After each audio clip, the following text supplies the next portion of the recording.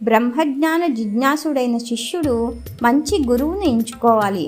అటువంటి గురువు శిష్యుల యొక్క సందేహాలను తీర్చి వారికి బ్రహ్మజ్ఞానం ఉపదేశిస్తాడు. పూర్వకాలంలో పిప్పలాదుడు తన శిష్యులకు చేసిన బ్రహ్మోపదేశం గురించి తెలుసుకుందాం. ఈ ఉపనిషత్తు అథర్వ వేదానికి సంబంధించింది. పిప్పలాద మహర్షి మహాజ్ఞాని, బ్రహ్మవేత్త. ఒకరోజు భరద్వాజుని కుమారుడైన సుకేశుడు, శిబిపుత్రుడైన సత్యకాముడు, సూర్యుని మనవుడైన గార్గ్యుడు, అశ్వలుని కుమారుడైన కౌశల్యుడు, విదర్భదేశీయుడైన వైదర్భి, కత్యుని ముని మనవడైన కబంధి అనేవారు పిప్పలాద మహర్షి దగ్గరకు వచ్చారు. వీరందరూ నియమనిష్టలతో జీవితం గడుపుతున్నారు. వేదాలను అధ్యయనం చేసినవారు, సగుణ బ్రహ్మారాధనలో శ్రేష్ఠులు. ఇప్పుడు నిర్గుణ బ్రహ్మను తెలుసుకోవాలనే తలంపుతో సరి అయిన గురువు కోసం వెతకడం మొదలుపెట్టారు. ఆ కాలంలో పిప్పలాదుడు మహాజ్ఞాని, బ్రహ్మవేత్త. అందుచేత ఆయన దగ్గర బ్రహ్మజ్ఞాన సముపార్జన చెయ్యాలనే తలంపుతో ఆచారం ప్రకారం సమిధులు చేతిలో పట్టుకుని పిప్పలాదుని దర్శించారు. వచ్చిన వారిని చూసి పిప్పలాదుడు, నాయనలారా, మీరందరూ బ్రహ్మతత్వాన్ని తెలుసుకోవడం కోసం నా దగ్గరికి వచ్చారు. చాలా ఆనందంగా ఉంది. అయితే 1 సంవత్సరం పాటు బ్రహ్మచర్యం పాటిస్తూ నియమనిష్టలతో తపస్సు చేస్తూ ఆశ్రమ ప్రాంగణంలో కాలం గడిపి ఆ తర్వాత మీ ప్రశ్నలు అడగండి. నాకు తెలిసినంత వరకు సమాధానం చెప్తాను అన్నాడు. అలాగే అని మహర్షి చెప్పినట్లే సంవత్సర కాలం పాటు నియమనిష్టలతో పూర్తి చేశారు.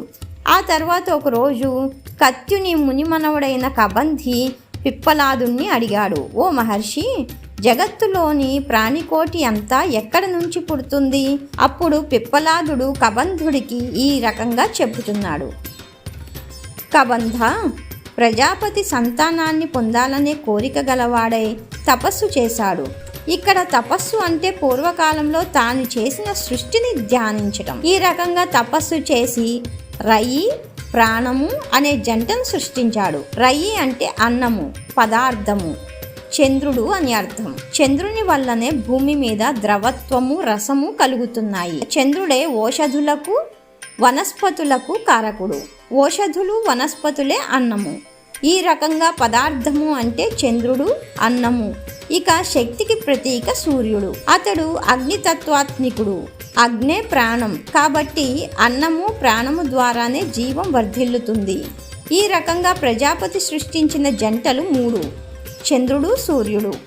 పదార్థము శక్తి, ప్రాణము అన్నము. ఆదిత్యుడే ప్రాణము, అతడే అగ్ని, అతడే భోక్త, అతడే సమస్త జీవరాశుల కార్యకలాపాలకు కారణం.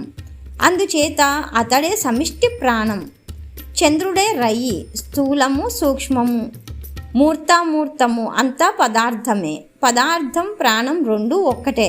సూర్యకిరణాలలో ప్రాణమున్నది. సూర్యుడు తూర్పు దిక్కున ఉదయించి అక్కడి ప్రాణులపై తన కిరణములు ప్రసరింపజేస్తాడు. ఆ కిరణాలు తూర్పు దిక్కంతా వ్యాపించి ఉంటాయి. కాబట్టి ఆ దిక్కున ఉన్న ప్రాణులన్నింటినీ తనలో లీనం చేసుకుంటున్నాడు. అలాగే దక్షిణము, పడమర, ఉత్తరము, ఊర్ధ్వలోకాలు, అధోలోకాలు ప్రవేశించి సర్వ ప్రాణులను తన కిరణాలతో ధరిస్తున్నాడు. ఈ రకంగా ఎక్కడైతే జీవము, ప్రాణము ఉన్నదో అదంతా సూర్యుని ప్రభావమే. అతడే సమస్త చరాచరములకు, అగ్నికి ఆత్మ. అతడే సర్వభోక్త, జ్ఞాన సంపన్నుడు, కాంతి స్వరూపుడు, వేడిని ఇచ్చేవాడు. అద్వితీయుడు అయిన ఆ సూర్యుడే ఆత్మస్వరూపుడు. ప్రపంచంలోని ప్రాణులను రక్షించడానికి నిత్యము ఉదయిస్తుంటాడు. సంవత్సర రూపంలో ఉండే కాలపురుషుడే ప్రజాపతి. ఇష్టాపూర్తములను, కర్తవ్యములను ఆచరించేవాడు చంద్రలోకం చేరుతాడు. ఇది దక్షిణాయనము, పితృలోకము. ఇష్టాపూర్తములు, ఇష్టము అంటే అగ్నిహోత్రము, తపస్సు, సత్యము, అతిథి సత్కారము మొదలైనవి. పూర్తములు అంటే చెరువులు, బావులు తవ్వించడం, దేవాలయాలు కట్టించడం, అన్నదానము మొదలైనవి. ఈ కర్మలను ఆచరించేవారు దక్షిణాయనము ద్వారా ప్రయాణించి చంద్రలోకమునకు చేరి పుణ్యఫలము తీరగానే తిరిగి జన్మిస్తారు. తపస్సు, బ్రహ్మచర్యము, ఇంద్రియ నిగ్రహము గల విద్వాంసులు సూర్యుని ఆత్మగా ధ్యానించి ఉత్తరాయణ మార్గంలో పయనించి సూర్యలోకంలోకి చేరుతారు. ఇది సకల ప్రాణులకు ఆశ్రయము, నాశరహితము, దీనిలో ప్రవేశించిన వారు తిరిగి జన్మించరు. ఈ మార్గం ద్వారా బ్రహ్మలోకం ప్రవేశించి కల్పాంతమున బ్రహ్మలో లీనమైపోతారు.